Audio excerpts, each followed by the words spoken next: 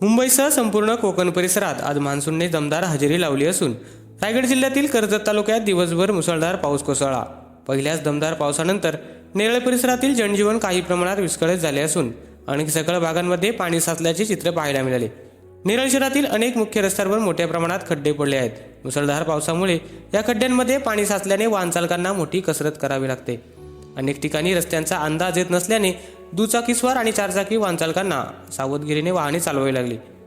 पहिल्याच दमदार पावसानंतर प्रसिद्ध जुमापट्टी धबधबा सुरू झाला असून निसर्गप्रेमी आणि पर्यटकांसाठी तो आकर्षणाचा केंद्रबिंदू ठरला आहे। धबधबा सुरू झाल्याची माहिती मिळताच नेरळ आणि परिसरातील नागरिकांसह पर्यटकांनी मोठी गर्दी केली होती।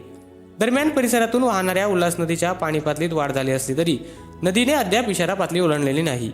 रायगड पोलीस दलाकडून नागरिकांना सतर्क राहण्याचे आवाहन करण्यात आले असून धबधबे, नद्या आणि पाण्याचा प्रवाह असलेल्या ठिकाणी अनावश्यक गर्दी टाळावी तसेच सुरक्षिततेचे नियम पाळावेत असे आवाहन करण्यात आले आहे।